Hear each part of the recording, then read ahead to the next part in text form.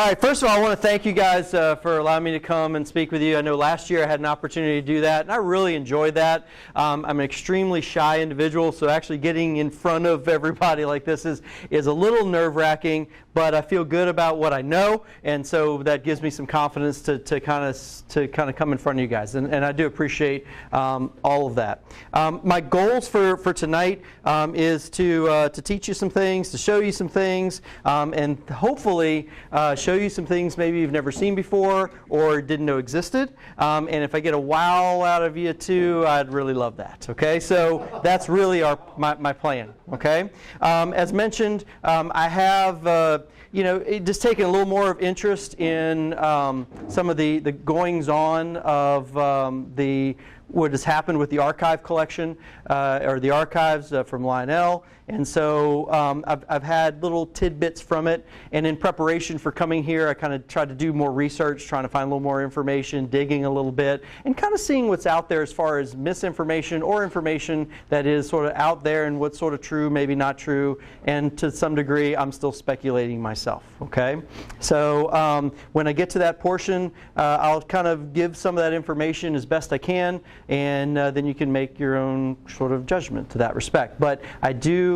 and did bring some interesting pieces that were documented to be in the archives. So the dust that is on these trains, I respectfully ask you guys to not touch it. It was supposed to be there.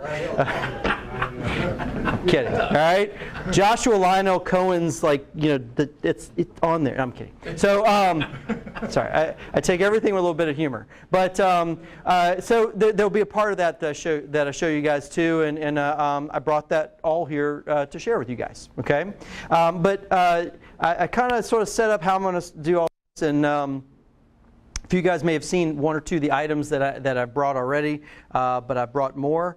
And I'm going to start off, I brought a record player, okay?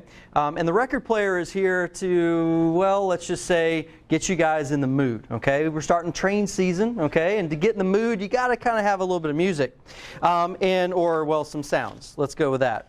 So one of the things that I brought to start you guys off is y'all are all familiar with some of the marketing that Lionel did back in the 40s, 50s, and beyond, and earlier and later, okay? One of the things that they did was they came out with these little records, okay? And I don't know who has or doesn't have one of the little records. Anyone have the records about this big? Yeah? They're pretty cool. A couple different versions of them with pictures on it and stuff like that too. And they're really kind of neat. Even one of the early advanced catalogs actually came with another little record that came with it that promoted the Lionel. But there was another record that came out, okay? And this record is bigger, okay? They made a larger version of the record, okay? This is a 78, okay, and it's a 10-inch, okay? So this was not necessarily readily available to people when they came in. This was actually sent to dealerships, okay, or the Lionel service stations or people who sold trains with the idea, and I've seen the letter, I don't have it, but I've seen the letter that said, hey, when train season comes, play this in your store, it gets buyers in the train mood, blah, blah, blah, okay? But this is the record. This one is playable. It's got its scare scratches, and it's really fascinating to listen to, and I brought it for you guys today, and I'm going to play it. There are two sides, okay, and they're about 2 minutes apiece, okay, all right, and I wanted to share that with you. So this is an original 1949, 78 record. Label, right? Oh, it says Lionel Trains Sound Effects, okay, on the little paper label here, and distributed by the Lionel Corporation and with their address.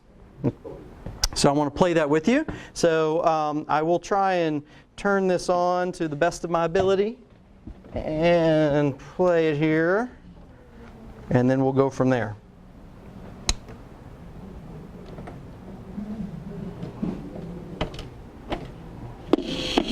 Let's try this.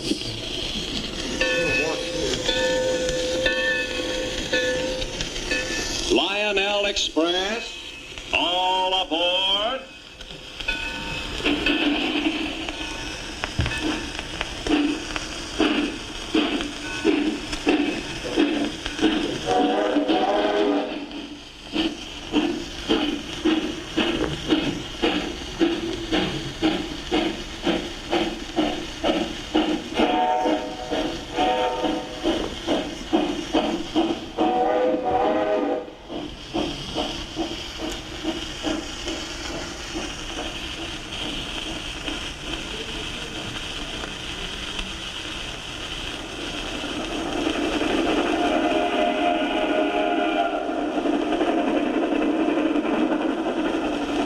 Look at her streak along the rails. It's a Lionel.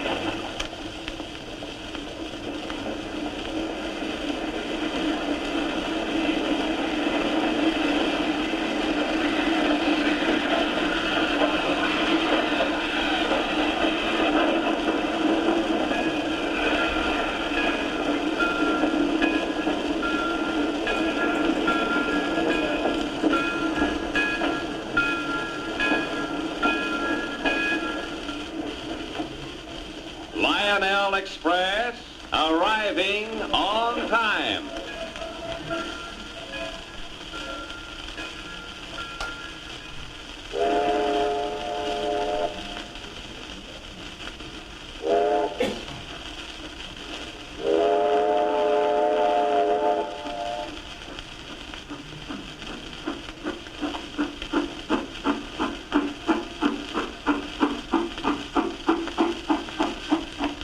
Here's realism. Lionel's smoke-puffing locos.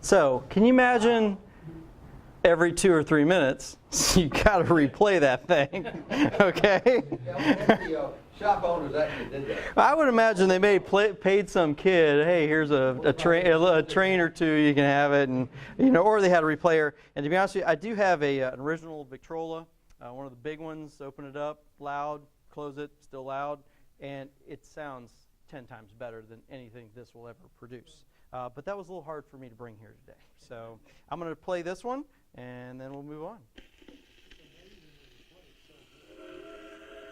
That's why I have this one to play. All right, because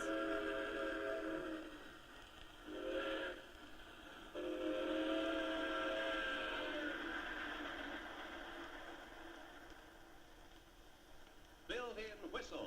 Only Lionel has it. subliminal messaging.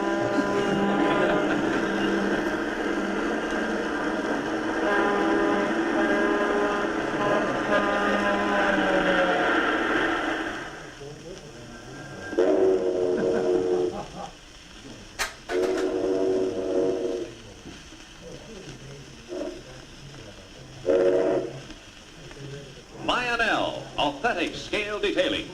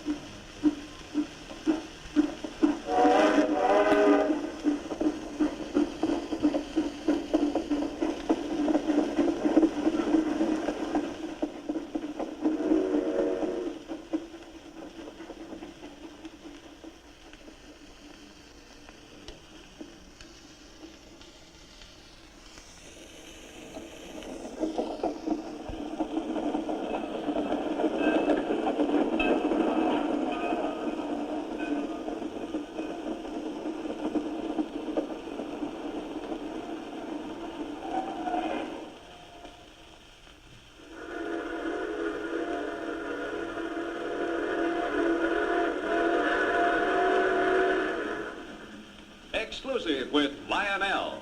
remote control uncoupling.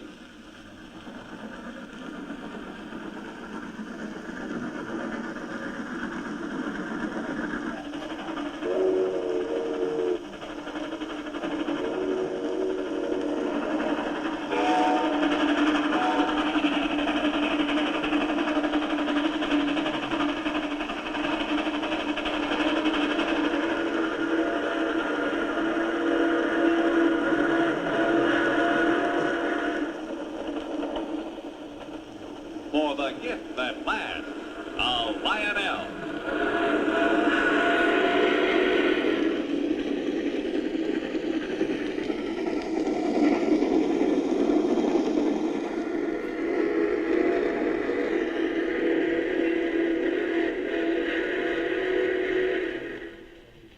That actually has fairly decent fidelity. Not too bad. All right. So, again, I brought that to you because it's kind of one of those things where you got to hear it in person, and you got to understand that when this was playing, late 40s, in the Lionel dealerships, that would kind of add to some of the ambiance. And part of the reason, too, is the marketing late 40s was realism, okay? And that's what they were going for. Real train sounds. Hey, Lionel has some of the stuff the real trains have, and that's why you should buy your son or daughter Lionel trains, okay? So that's where this came from. I've only seen this record in this size a couple times. I've maybe seen 3 or 4 of them over the years. When the opportunity came to pick this one up, especially since it's in playable condition, I had to have it, and I've played it multiple times. It's very cool. All right, so I'll put that here for you. Do we know who the narrator is? No, but you've heard his voice before, okay? And so that's what's so interesting, too. So any of the marketing from the early to mid-50s seemed to have some of this fella's name. I have absolutely no idea. Someone may know who he is, but I do not. It was probably someone who just had that voice, and it kind of worked. And you can hear his voice even if you kind of hear it in even some of the early 60s advertisements where there's some of the black and white ads that are out there that you see. He sounds a little bit like, we had a guy in the early 60s for Reynolds record, aluminum tempered with flexible strength, Rex Marshall. And it very well may have been someone who they just, was a voice guy, and these guys, ran the route and did whatever they had to do. So I brought that for you guys to check out. Okay, so the next we're going to dive into, again, is some of the archive stuff. And when it comes to archives, there's plenty of companies that made toys and trains and everything else too. And so the 2 examples that I brought today is one, certainly Lionel, but the other, and that you guys may have heard, and we may have talked a little about before, is Bachmann. Okay, if y'all are familiar, back in the spring, one of the sons or grandsons of the original owner or so said, hey, I've got a bunch of stuff, kind of own part of the company, and I want to let it go. Okay, so a lot of the archives that were being held by this individual, essentially, from Bachmann went to auction, okay? And I brought a few pieces that I picked up, okay? All right? This is not them, okay? But I want to show you a little bit of some of the cool stuff they made. They made little factories, right? And they made churches, all right? And you guys are familiar also with some of the train-related things like the little switch tower, right? So all these boxes had to come from somewhere, right? They don't just get printed without something happening with these. So what I picked up was some of the original artwork that was used to make these boxes, okay? So one of these is this guy right here, which is one of the churches, okay? The paperwork, so say, associated with it says number 3604 church, which would be found on a blister card, okay? The reason I have not brought that one today is because I haven't found it yet. All right? So, yes? Is the date on there on when it was done? No dates, no signatures. And the reason for that, this is commercial art, and typically none of that got signed. There are little notations on a few of these here or there, but as far as who actually did the work, I do not have that information, and I don't know who may or may not have done that, okay? But that if you were to look at some of the Plasticville pieces you have, you could tell that that's obviously a Plasticville church in a setting. Even the houses in the background are actual Plasticville style, and that was put on one of the boxes. I wish I would have bought more of them. When I got them in, they are just absolutely fantastic. This one right here is the HO, the freight station. Okay, all right. So with all the orientation marks on them too. And I have this one coming. I found this one, but the actual box cuts off part of the artwork of the box. So there's actually more to what you've even ever seen on the actual box. Okay, and this is the HO freight station number 2610-100, and it has some information about it, some patent numbers, blah blah blah. So this little piece of paper, believe it or not, goes with it. Why do you find something like that? These, again, when they released them, of course, they went somewhere, and where they go to auction, which is the best place for it. These actually came out of the Stout auction from May 5th. And that's where when I picked these up, and I wish I would have picked up more. These are beautiful. Yeah. All right? Was the fitting spirited? To be honest with you, wasn't bad.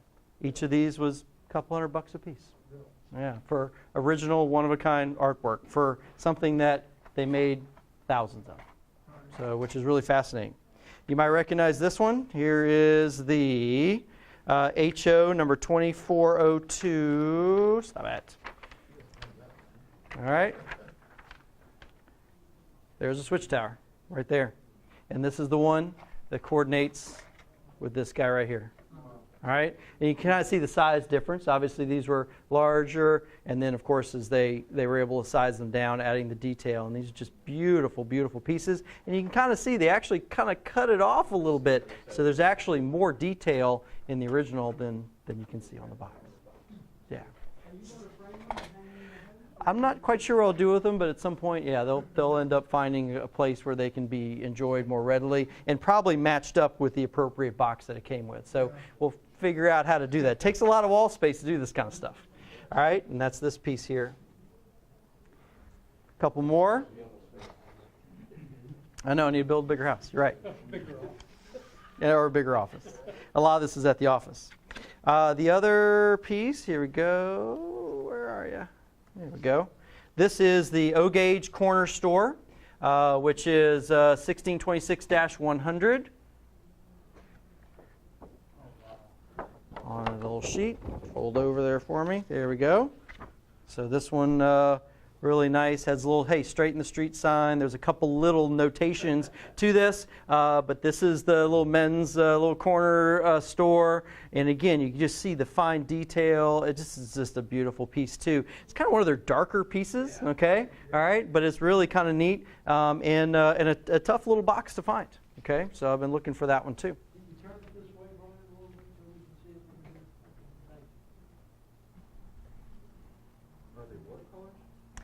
Some of them are kind of, they look a little more like watercolor. Some of them are sort of hand sketch and then paper. We might be able to get some experts into here to look and see what the medium is.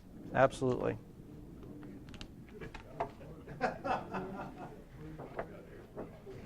Oh. All right. The next is, oh yeah, it's this one. All right. The next I have is the church. Number 2604-100. And there she blows. This is the church. And this is the one that matches up with this guy right here.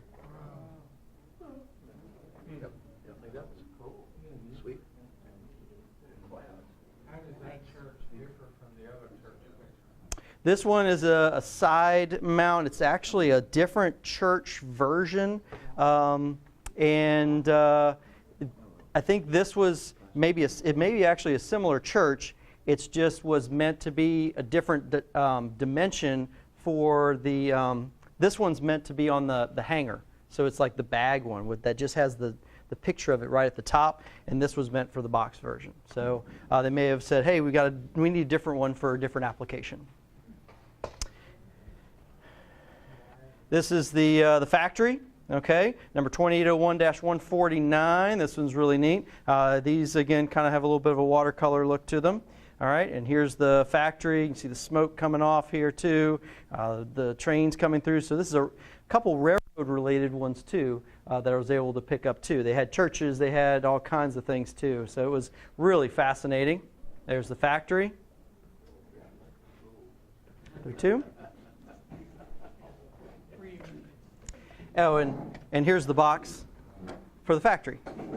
So I have that over here for you. To take. Did you get all of what they were at the auction? No, I only picked up 1, 2, 3, 4, 5, 6, 7 pieces. There was probably 40 pieces, and I just couldn't. I couldn't swipe fast enough to some degree. And there were some pieces that went very high. There were some pieces that went to $800, $900 or $1,000. A few pieces here and there. One of the ones that everyone would recognize is in Philadelphia. What is it? The Liberty Independence Hall. Yep, sorry about that. Independence Hall. That's one everybody probably has on their layout. I think that one went close to $1,000 because it's just more one of those ones where it's more iconic. People knew it, and someone from Philly said, "Hey, I got to buy that." If you think about it, all it takes is 2 people to run an auction up. So, I may have been one of them. I don't know. So, the last is the signal bridge, number 2403-79. And let's see if I can fold this one over to share. It's one of Peter's favorites. This is the signal bridge. You can see just the beautiful detail on the trains, little Plasticville house and the barn in the background. So even though it was supposed to be a real landscape, they put Plasticville buildings in there too, which is really fascinating. So this is the signal station, or the signal bridge. Little signal bridge over. So was the barn? The barn went. I didn't win the barn. To be honest with you, I was actually hiking the Appalachian Trail, and I was going in and out of service. So I was actually on my phone going, "No, I can't go any faster." So it's a sickness. I would have gone for the barn, yeah, because any of those pieces are iconic. And when I didn't really know what to expect. And when they came in and I got them, I'm like, I wish I would have bought more. These are just absolutely beautiful. So I encourage you guys to take a look when we're done. Okay? So that is sort of the Bachman side of things, okay? And what's really nice about this, and that's why I'm going to kind of transition into the Lionel archives, is these were just sitting somewhere. Nobody saw them. Nobody was taking care of them. They were just sitting, basically in a big, huge box or somewhere in a room, and anything could have happened to them during that time, okay? The reality is these going to sale, as much as you can say, oh, you just wanted the money or this and that too, it got into the hands of individuals who are going to share them, going to show them, going to take care of them, and they're out there, okay? The reason I say that is when I was researching a little bit about the Lionel archives, there's all these blogs and everybody has to say a bunch of stuff. And a lot of people are like, they're just selling it because of money. They're going bankrupt or whatever, blah, blah, blah. And you know what? Maybe that's true, okay? But the reality is that you've always heard about the archives. They have books about the archives. I've never seen them in person, okay? And there were very few opportunities to actually go do that in person. It wasn't a museum. It was never set up to be a museum. And so the reality is that my personal view of it is the archives being able to be put out into the public domain, aka fellow collectors, or collectors mostly, all right, to have means they're going places where theoretically they'll be in good shape, okay? Some of the information I got was certainly straight from the guys up at the auction house. And the first step is they signed a non-disclosure clause. Okay, so there's certain things they just can't tell me, details of who bought stuff, what things certain went for, or anything like that. And to be honest with you, I don't care. All right, it doesn't really matter. Okay, and the guys who bought the stuff, they don't want you to know, and that's very reasonable. Okay, but when it came down to why they did it, again, same thing. It's these things were sitting in a dusty room. They had been moved a total of at least 4 times. Every time they had been moved, something got broken, okay? Something got stolen, all right? Something got beat up. As a matter of fact, one of the pieces I had a chance to buy and decided not to buy was there was still a few pre-production prototypes available at the time that I got to talk to them, okay? And I have one I may get to show you after York, because pick it up, all right? Sorry, it's a little teaser. All right, that said, all right, one of the pieces would have been really great. It was actually the wash. They had actually had a mock-up, a prototype of a wash where you run the train in and it spins and does a little vibrator motor and everything like that too. In one of the last moves, someone had wrapped it up with bubble wrap so tight that it literally crushed the piece. At some point, some reality is every time that stuff got moved, something happened to it, and it was just degrading. So the idea with that is it actually ended up going into people's hands. And so whatever the reason, whether it was, hey, we need to make some money, or hey, we don't need it anymore, it doesn't matter. The idea that it's out in the public is, I think, still the best place for it. And it'll circulate around. It'll come around, too. I'm going to show you what happens, though, if you were to buy a piece, though, okay? So I want to share some of those pieces with you today, all right? Now, what I've got and what I'm going to show you guys today is essentially some of the items that were more readily available after the first wave of things got sold, okay? Basically, all the pre-productions, mock-ups, and all the things that you say, wow, I'd love to have one of those went super fast, okay? Whatever dollar amount they put on it. If they put $1 on it or they put $5 million on it, the people who bought this did not care. They were cutting a check no matter what they asked, right? All right? Now, the stuff that was left and the bigger things that were in there is this was an archive. Back in the 50s, one of the biggest things, and even earlier than that, Lionel did was when they would do a production run of something, they would take one of those pieces, quality control, look at it, check it out, say, hey, this is an example of something we make, put some labels on it, and pack it away. That's some of the stuff that was still available, and to be honest with you, still is, okay? All right? And so I had the opportunity to make a couple purchases and pick up a couple of these items, okay? Disclosure at this point, yes, I know I paid more for it than I probably should have, but the idea of, hey, this is what it is, okay? And to be honest with you, I don't really care, okay? I don't buy trains for the investment side of it. I buy it because it was something that I thought was cool, and I wanted it. That's what it boils down to, okay? All right? But there was some really interesting stuff in there, okay? And I'm going to share some of those with you. And we'll start off with I'll just kind of unwrap as I open through the boxes here, okay? All right? I hopefully will fascinate you guys for the next 5 hours. No, I'm kidding. All right, so one of the pieces I asked, because I love factory area oddball items too, I was asking, hey, is there any cool stuff like that? He's like, well, there are some things, but those are gone. Those might turn back up again. I'm like, great, thanks. But one of the items that was kind of cool that was in there was just a little partially finished shell from a 6464-500. Okay, so this is one of the pieces. It's got a little chip in it. I don't really care. It just was really kind of cool. And again, the dust on it was sitting there, just sitting on the shelf. A lot of unfinished stuff was also in there too. So everyone says, oh, what kind of cool stuff was in there? There was a lot of junk, okay, in the archives. And again, it was just this big room that nobody ever went in, okay? So I got to pick this up. And the reason why I bring this up, let's see, is there's a couple different ways when you see an archive piece or things that you should see, okay? All right? Each piece has a card or documentation that goes with it. This is an example of some of the documentation. So when you get this, this was certainly through Stouts. All this stuff has been run through them. Okay, all right.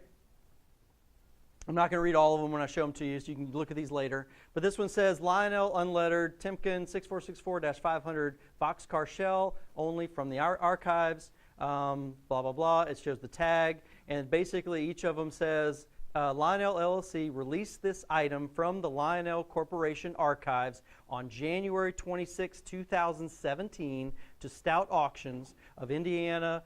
Lionel LLC certifies that this is an authentic piece from the Lionel Corporation archives. So each of these says that, has its little disclaimer. And the reason for that is now all this is out. If it comes back around on the secondary market, there is actually documentation. And if someone says, this is from the archives, without that, well, it may have been, but this you know for sure was. Yes, sir? The cover sheet on the last picture you picked up is folded on this side over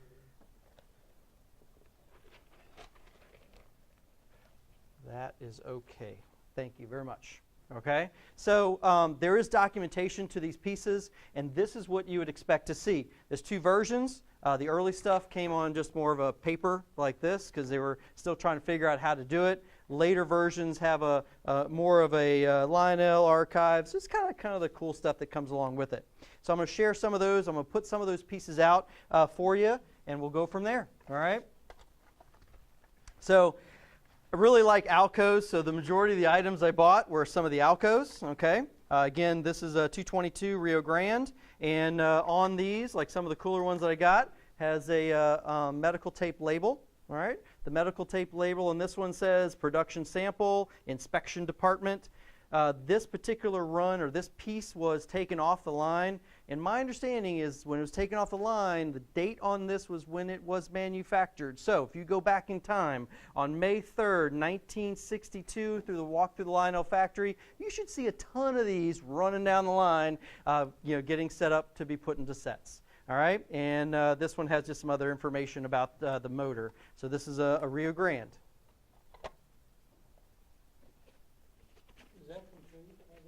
Yeah, it's complete. Some of the pieces look like they may have been run, but most of them actually unrun wheels. I mean, these were literally pulled from the line and just looked at, checked them out, documented them, put them away. Got another Rio Grande here. This is the 221, made April, 7th, 1964 is when they were making these. Got a Union Pacific. I picked up a number of Alcos. Those were still there. I'm like, those are cool. So I picked these up, little 1066. And some of them, a little earlier compared to later. As they got later, the tape and all the stuff with them got less detailed. Okay. All right, let's see here. Ah, yeah. No. All these were production. There's nothing, these aren't pre-production, these aren't prototypes, these are simply taken straight off the line. The actual piece is absolutely nothing different than was regularly found. This is a neat one I forgot. This is the 224. Okay, got the little label on it. May 24th, 1960. That's when they were making these.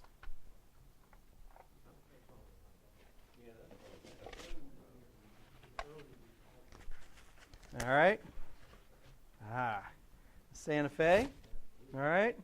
Pretty engines. All right. This is, July 3rd, 1958. Anybody's birthday?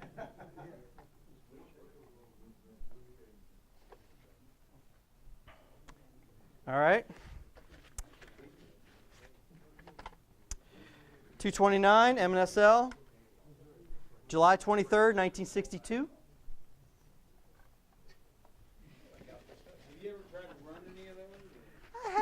I haven't run these because some of these really hadn't been run, and so I was like, you know what, I'm going to leave them in the condition they have, but they would. Let's see, this is the New Haven. Okay, came a number of little uncataloged sets, and April 13th, 1962. Yes, sir. Huh?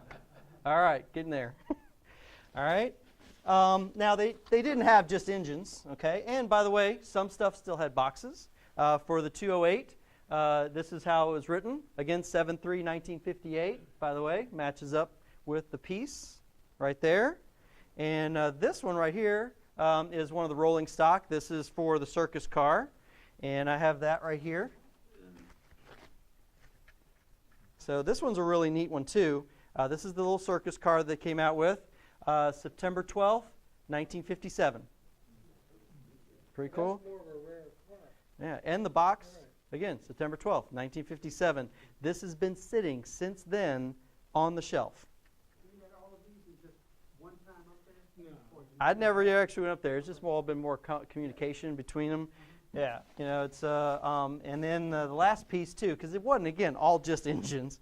They did have a lot of other stuff, but the stuff that was interesting to me, I picked up. This is another one. This is the 6465. Tank car. I like this one because it's all about the tape and the labeling. This one on June 18th, 1959. These were running down the line. So this is really kind of cool. So I brought all this. I understand why they pull them off and the quality control, but Because I guess they checked him out, they looked at him, guess they played with him a little bit, who knows what, for whatever reason. It was more of I think there was an idea of, hey, we're going to basically document one of everything that we made. It was almost like the first collector, okay? And that's why over the years, a lot of stuff sort of disappeared and left. You'll see you've seen these over the years. I've seen a few pieces come out of the woodwork here and there, okay? All right, that have had the same sort of medical tape, paperwork, this and that too. But they don't have any where they came from, but that's because back in the day, yeah, they might have had a lock on the door, but so many people had access to it.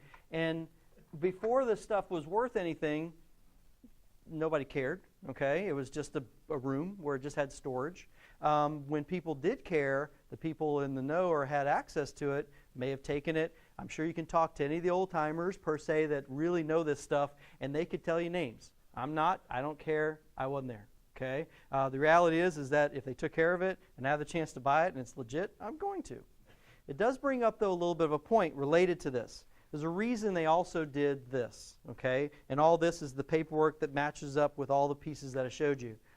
There are obviously people out there who say, hey, I'm going to put some medical tape on it, I've got an old stamp, and I'm going to sell that for more than you can sell a $20 engine. I mean, the reality of that. So there are people who would do that. So having some sense of some documentation to it also says, hey, these are the actual pieces that were there. What I really, really love about that is everyone's probably seen this book right here, the archives book. Okay, in the book, it's got some early pictures here of one of the stops. This book's got some age on it. Okay, the archives have been moved twice since even this picture was taken. What's cool about this picture is a lot of the engines that you see right in front of you are in this picture right here. That's it. They're right there. It's like, and I can say that piece in that picture right there is sitting right in front of you. And it is that piece. So to me, that's cool. Anyway, but and you can take a look at those pictures there too. Now, some stuff that disappeared from the archives a long time ago, my understanding, and in talking with Greg and everything like that too, a lot of things that did not make it all the way to the time that they had is a lot of the blueprints. Okay, one of the exceptions to that, and I brought the piece today, is have one of the original decoration blueprints for the number 229 M&SL. Okay, so this is the decorating blueprint designated for it. It's a little washed out just because of its age and being kind of rubbed on a little bit too. Has some handwritten notes on it, and it has the decorating diagram, catalog number 229, has in pencil 229, Peoria Way, and it actually says here it had the alternate of what they were going to do, okay? Rather than having the Peoria Gateway, it was actually supposed to say M&SL on the side of it. So this piece right here, the 229, right here, this is the decorating blueprint that they made some decisions on how this was going to get decorated, okay? And this is one of the few pieces that had made it all the way and was still left in the archives at that time. So when I was able to pick up a piece that actually had some of the original blueprints associated with it, I had to make sure that that was something picked up. So there was still some... Does that have a revision number or anything? This has. And we can look at it too. It is part number XL-220. Okay? So they hadn't fully decided on everything yet. It has a notation that it, in red pencil, catalog 229. Alco O-gauge 101260, okay, is when this particular thing may have come out. Loco type is Loco. Color is same as 6536, which is the M&SL, and 2348. Okay, so they wanted to match the colors up. Add caboose, which is attached, which I do not have, with insignia, no stripe. So the M&SL caboose was also being, all those, hey, let's put this road name, and they were all going through all that together. Ready for release, John 1110, I don't know. So there's some really interesting paperwork on this. It has body, has some really stuff. Some of it's a little washed out, but you can take a little peek at it. It is a really fascinating piece of paper. Brian, one more question. Would it help you to copy with a filter to make a better print? I don't know. And at some point, I'll probably nicely frame this around where I have some of this stuff put out, so I think we're fine. One other item, and it didn't actually come from the archives, but I wanted to bring it because it's in the same light, is another one of the blueprints that made its way out of the factory. This one's even cooler, all right, because it shows a really fascinating piece and a little bit of their thought process, okay? All right, this piece right here that I picked up is actually the decoration blueprint for the Southern Pacific F3, which they didn't make, okay? But they did make a prototype, okay? And in the archives was the prototype for this. I did not buy the prototype because it wasn't offered. I'm sure it went for way more than I wanted to pay, okay? That said, I've got the original decorating. Now here's what's funny about this piece, is this piece, okay, which was, don't know if I have a date here, here we go, October 5th, 1956, okay? This piece went far enough along where they made a prototype of it, okay? And they even had a designation of 2367. This is part number 2367. If you have a 2367, what is it? Anybody? It's a Wabash, okay? All right? So it's a Wabash, right? No. The 2367, this was very close to being, it was supposed to have been a Southern Pacific, okay? All right? So it has all the diagrams. This was going to be, let's see, if you look at it, the top was going to be black, red stripes right through here, orange through the side, and gray stripes right down the middle as well as the front.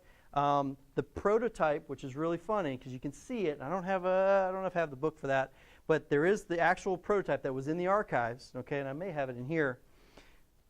This is scratched out, okay, and it says not on prototype because originally it had like a thing, but on the prototype it doesn't. So again, this is what they used to decorate the prototype that they ran around the carousel for the Lionel execs to say, that is a very complicated paint scheme. We don't want to make that. What do we have? Wabash ready to go? Name that the 2367 and run it. I'm putting all that together, but it makes sense. All right. So, but this is a really neat piece too for you guys to take a look at. I'm putting it all together. Okay. Any questions about kind of some of the archive stuff?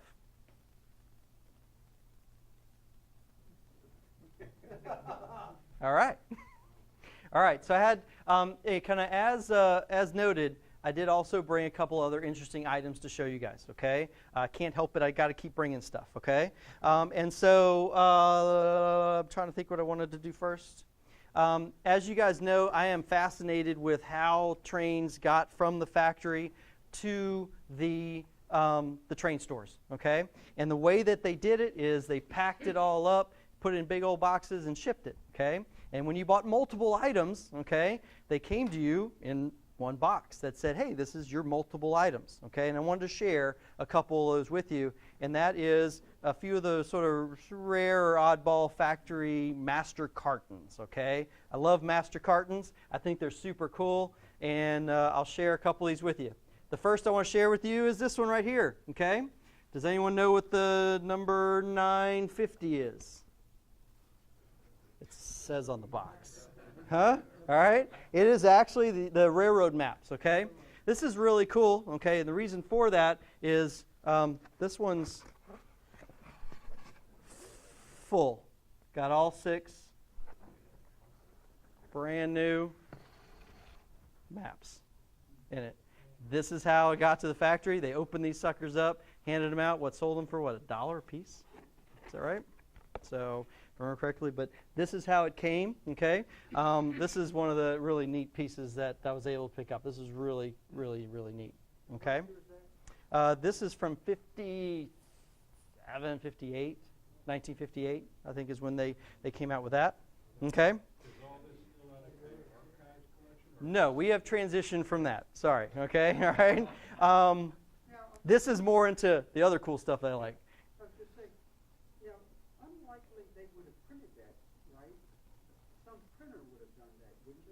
You mean the map? Yeah. Yeah, the map, well, they did have an in-house print shop, okay? So it is very possible that they could have printed it, but realistically, they probably subbed it out, and then they got all to the factory in huge stacks, wrapped them, packed them, sent them out the door.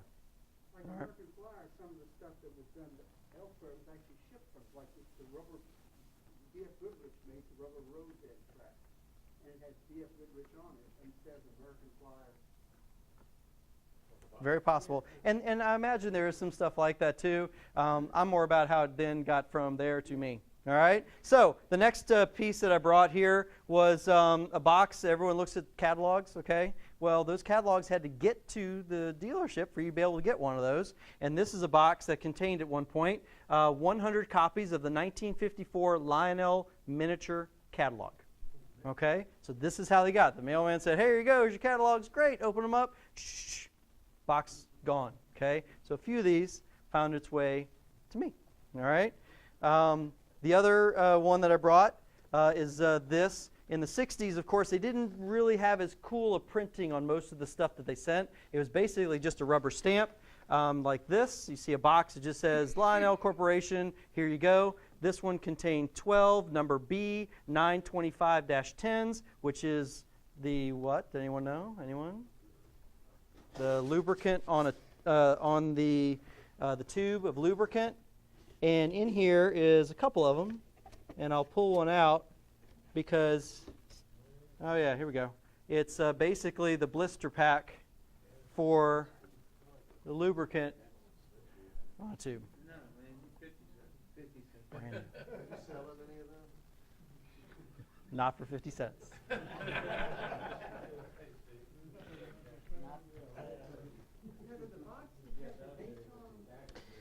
Most of them do not.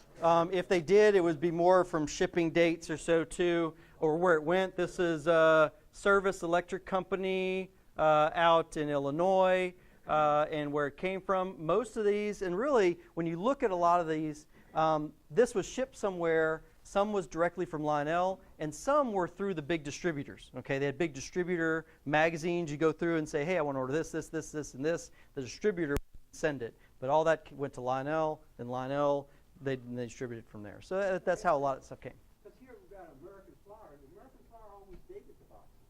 Right, Lionel, not as much. There is some dating on some boxes, but it's inconsistent. All right, a couple other items came in smaller boxes. Okay, this is one of the more recent pickups that I got. I'm familiar. I love Super Track. Okay, so one of the things that they made was the number 62 power lock-on. Well, when you went to the store, you had to buy some of those. Okay, and the way you bought them was the dealership had to order a bunch of them. And so this box at one point contained 144 number 62 power lock-ons, and there are a few envelopes in here. Okay, so there's a couple of those envelopes here. If you were looking for insulating pins, you had to buy a couple gross, and they came in this nice little cool cardboard box. Of course, once those were gone, those got burnt up in the fire, I guess. This one's a really neat piece because I love the detail to it. If you need a lock-on, okay, this box contains, and it's full, 12 number TC lock-ons. These are early. The earlier boxes have more detail, more printing. They put a lot into this little box, okay? Part of it is that someone would come in and say, oh, what do you need? And they'd have these boxes, and part of that is that whole allure of here's the color, here's the blue, this is who we are, this is the Lionel trains. That's why these things are around. So some of these items too. These are really tough boxes. I've brought some of the really tougher ones. This is one of my latest pickups, and I really love this one. I love Super Track. So of course, if you wanted to get a operating car control set, the number 36, well, the dealer had to buy them in lots of 12, and when they did, they came in this cool box. Look how big this is. It's a big box kind of thing too. And this one is full. I don't know if I want to open this side or the other side. Let's go this side. Yeah. All right. And if you open it up, it has kind of a mixed set. It's supposed to have these guys in it, but it has basically 12 brand new number 36s in there. That's what these were, okay? And of course, most of the time they just open them up and, you know, stack them on the shelf or so too for when it was time for someone to come buy one, okay? All that stuff, if you think about it, these little small box separate sale items, all the really cool stuff that a lot of people go for, those are little boxes. Those didn't just get shipped. Those got shipped in a master box or carton, and this is what these came in. This would have come in another box. Wouldn't have been shipped necessarily like this, but this is how it would have came. And this is the kind of stuff I love. I love this kind of stuff. This is really, really neat and displays very well too. This is some of the rare master cartons that I want to bring. I want to share that with you too. Okay? All right? Three more things actually, and then we'll go. I know we got time. All right? I don't know if y'all saw these before or have one of these too, but I want to share these. These are really neat, just the condition and what I found these for. You know, Lionel had a lot of service station tools, this and that. One of the things that was available was the track pliers. This is the service station number 343, okay, made by the, what is that, Croyder, I'm not saying it correctly, it's Croyder & Company, Newark, New Jersey. And when you want to find these, it has this little box that it comes in. And of course, it comes in all nice and wrapped with a little bit of wax paper.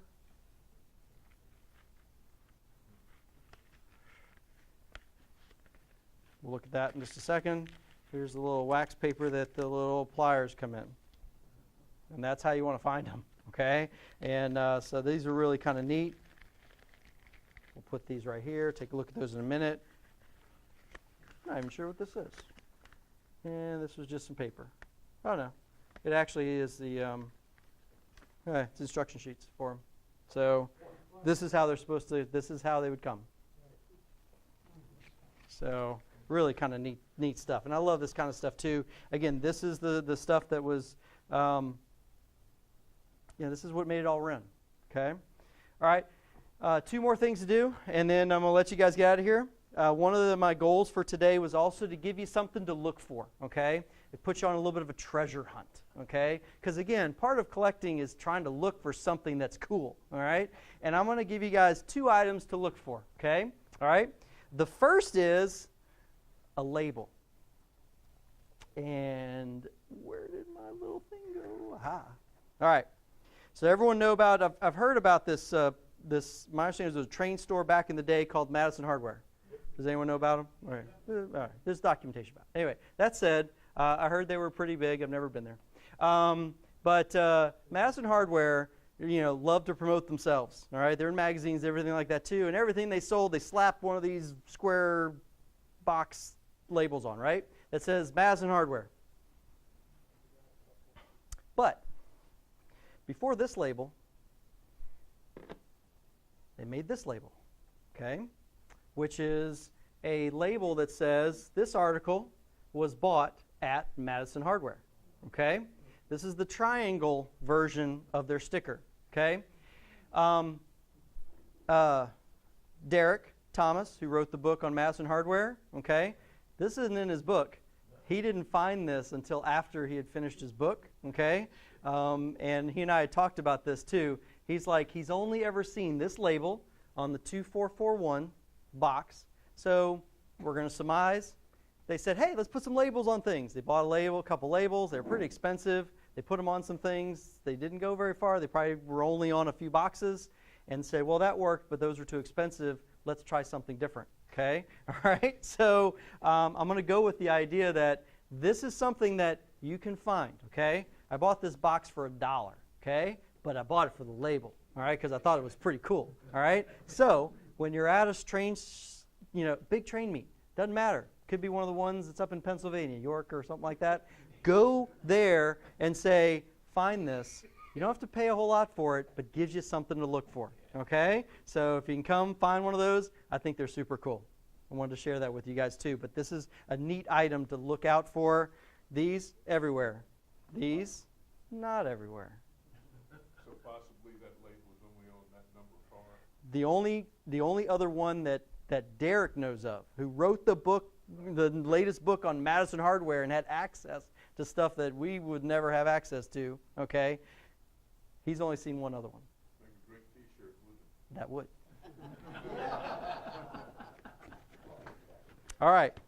The second piece, as part of your treasure hunt, was to show you a variation that is not listed in any books that I've been able to find. Okay? And the reason for that is probably nobody'd care. But it's cool, all right? It is really actually, it was something that was showed to me, and I'm going to actually give credit where credit is due. I've known one of the guys that's been collecting for a long time. His name is Terrell Clausen. Does anyone ever know or heard of Terrell Clausen? If you're a post-war guy, he's one of the guys in the early magazines, early classic toy trains, showed a lot of stuff. And I've learned a lot from him, okay, because I soaked that up, okay? And he said, Brian, I want to show you something, okay? So this is the 145, okay? Pretty common one. This one's beat up, you know, because I couldn't find one fast enough that was nicer. But what's really interesting about this is that this is the early version. It came out in 1950, okay? All right? This is the 145 that has this cool little cross thing, all right? One thing that's of note that's different than ones that you'll see, and I want you guys to go home if you got one of those and check it tonight, okay? And next time you go to a train show, check it tonight and look for something very interesting with these. The very first versions of these, okay, had this little sign right here, okay, that actually has an imprinted L in the base. So in the cast base of this sign, only found on this station, okay? It's not found in the set. You know, you could buy the set of all the little signs, right, that have the little bases, all right? Not found on any of those. The only time you've ever seen this is this. The very first run of these had this little imprinted L, okay? All right? And you can pass one of these around, okay? All right? And you can pass one of these around, okay? All right? Because the only time you'd find this is on the 1950 version of the 145 station, okay? It's subtle. You look at tons of 145 stations, they made millions of them, okay? All right? But the very first run, and not every 1950 one has them. Just a few of the ones that I was able to find will have it, but imprinted on the die cast thing, and all of them are also lined up. And the reason they most likely said, well, that was a waste of money, okay, and time, is when they're putting these together, they had to make sure that the L was facing forward, because that's the only way, because these things they're kind of glued or they're pressed in. You can't, when one breaks, it's broken. It's done, okay? These all line up, and they only show up on the 145 station. Yes? That station predates World War II. Right. They made this station a couple different versions. The 45. That was the first Christmas present that I got when I had a Marx train set in about 1939. It was a little man that came out But that's the other with a lantern. 45. Yeah, this is the 145, which they updated and changed in 1950. Okay? So it's a little bit different piece. My last thing I want to show you guys, okay, all right, is, I know, sorry about that, got a lot of room here. I want to make some room here just for a minute. Yep, please do. Thank you. All right, is I'm going to show you something that the reason I bought it is I don't have the patience to do what this individual did.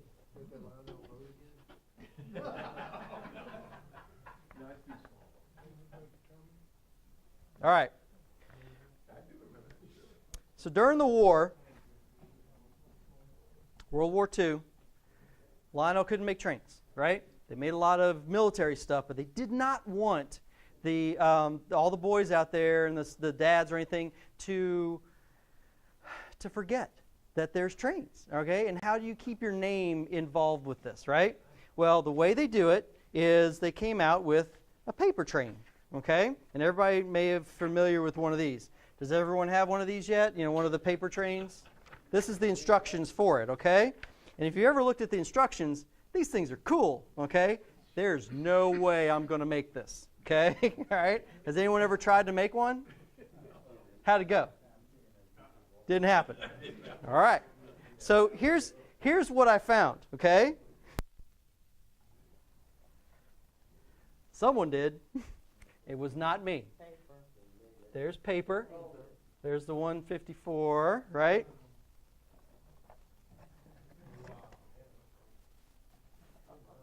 I've got to put that maybe here, right?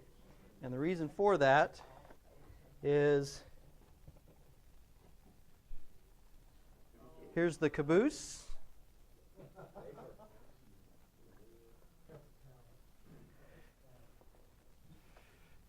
Gondola.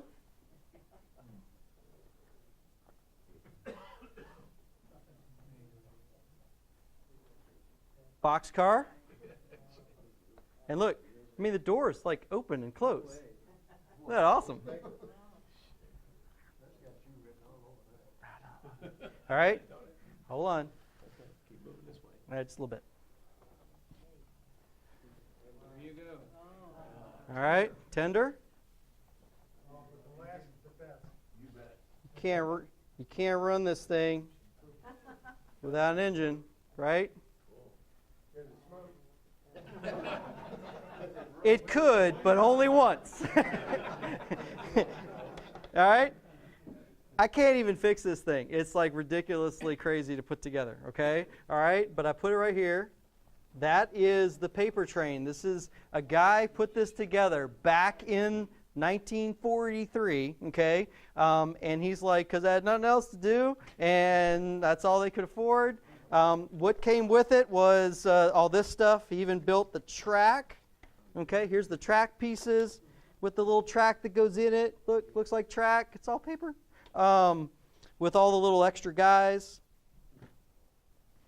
And of course, this is how everyone that I know has one, which is in the box, like this, okay? So you have the box and you say, oh, this looks like fun. No, it does not.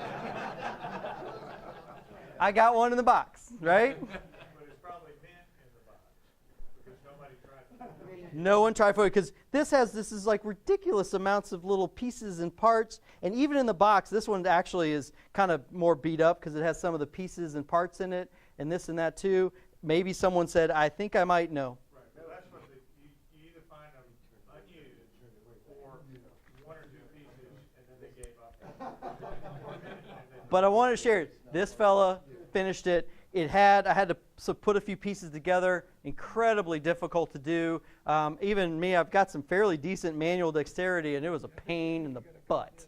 So, but if you have nothing to do, you're looking for trains. This was $1. I mean, I think they sold these for about $1 a piece or something like that, or maybe $2. Which was still big money. But you got a lot with it, okay? You got a lot with it. Oh, by the way, I do have the master carton of 24 of these, okay? So I have the master carton. It's just massive, okay? It is actually a big box where 24 of these came in it. So this is the paper train and put together. This is not the Greenberg's version. This is an original paper train put together, and I wanted to share that with you guys too. Brian, what's Bruce's version? It $5 or whatever. Not much. No, I mean it's all there. So if you want to put one together, but it's just paper. It's just been, and they reproduced a lot of them, so they're not expensive.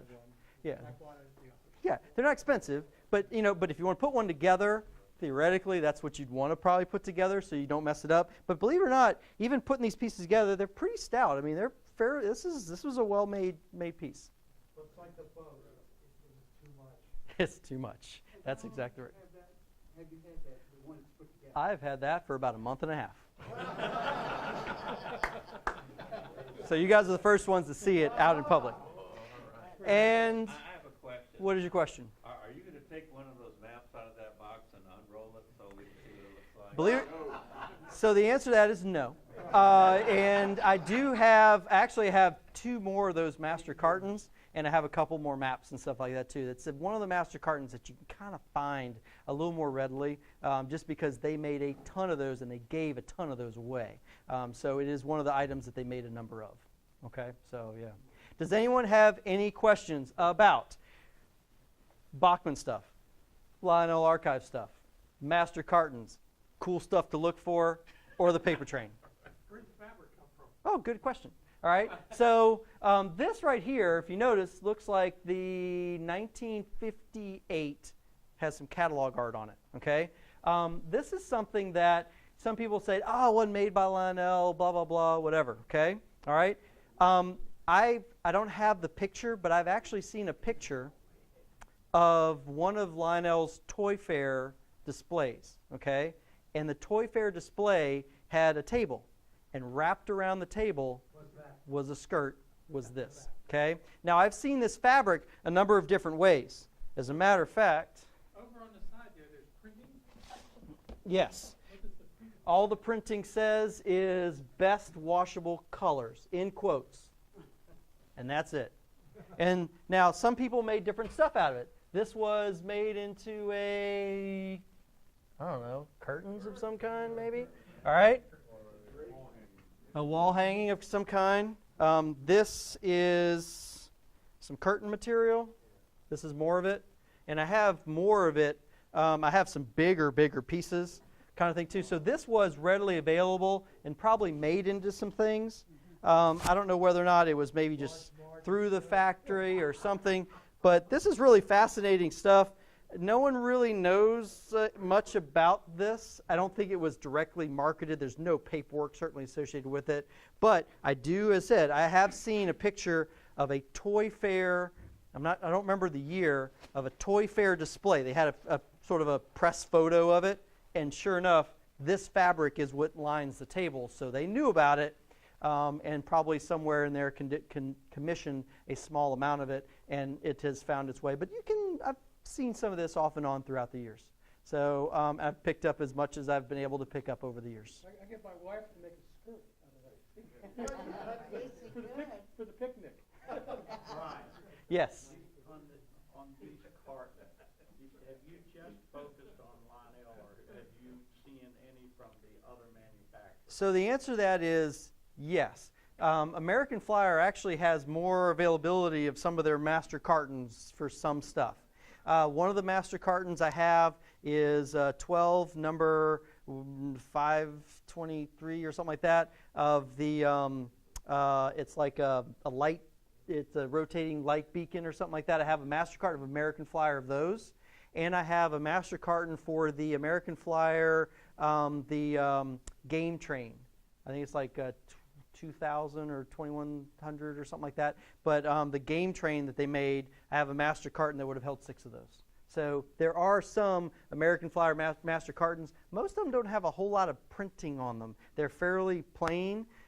The reason I like some of the Lionel ones is because a lot of times they do actually put some interesting graphics on them. And that's why some of those I've picked up. Some are more plain. It just depends on what was in them.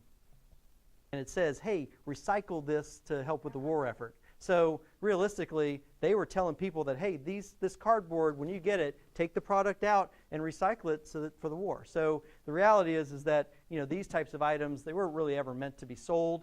Some of the guys that I've talked to said, oh, yeah, I remember having a bunch of that when I was a kid. I remember that, Joe's train store, and they had a bonfire out back, So they were talking about how all this stuff had nowhere to go. They weren't going to keep it, and they basically just burnt it. And so the reality is that this is how all the trains got to the stores, but then after that, it was trash. And the reality is it was trash. I mean, it was really trash. I would think that there's a lot of master cartons from American Flyer because the employees were well known to relieve silver and that stuff. Well, there you go.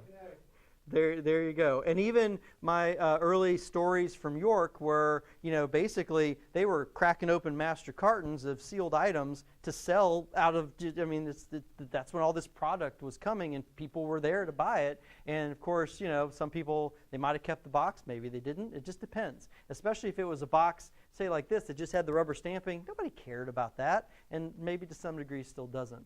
But some of the ones that were more interesting, some of those are good. I have a big lot of master cartons that I'm picking up, and I'll share one or two of those with you guys maybe in the future. But that was also in one of my ads. I ran an ad looking for master cartons. Did you get a response from that? I did. I don't know how much more time you guys have to talk. Really? But this is me. I've actually run the ad in the TCA magazine. I just sort of pulled the trigger on it and said, this is cool. All right, I want to see whether I can get any response out of it. The first ad I ran was that I was looking for master cartons. And some of the phone calls and some of the interesting things that I picked up were fruitful from that. So, guys actually look at this, and they do make phone calls, which is really kind of cool. All right, this is the latest one, and then I'm looking for some of the Lionel team jerseys. Some of these pictures are out of the All Aboard magazine, which is an internal publication that Lionel came out with in the 40s, 50s. That was when they stopped it. But I have one lead. So until anything happens, no. So, but I know they're out there. There's a picture of them. It exists, okay? And I think Bigfoot's back there too. But it's there, okay? I know these exist, all right? I'm going with it. The what? If they're original press photos or anything like that too, yeah, I'd get that. So, anything that comes from that saying, hey, I've got this, or I have this, or I've got, maybe the trophy from when we won something, I'm going to be right there. So, and I will share it with you guys. So, does anyone have any more questions about artwork, anything that I brought tonight? And you noticed on that tapestry that in the center photo with the tower, the track that curves around to the right is abandoned. There's no rails on it. Yeah. See the red tower? This guy right here? No, Oh. no rails on it. Oh, yeah. And most of that's supposed to be main line, but there's grass growing in all the other tracks. This is sort of, I'm not sure where this, you can kind of see where it may have come from. Obviously a little artistic license was taken. This was never in yellow, but orange, and this is actually the prototype if you kind of look at the way the bumper shape is. This says Jersey Central, which is supposed to be blue. So, the reality is I think they kind of took some basic artwork and sort of fashioned it. I mean, it repeats all the way around. So it was really kind of a neat piece. But I've seen this fabric before. It's not very comfortable. I wouldn't use it as sheets, but I've seen a lot of it. So somebody's got that with bed sheets they sleep on. I thought about it, but it also smells like 1958. So keep that in mind. All right. Any questions?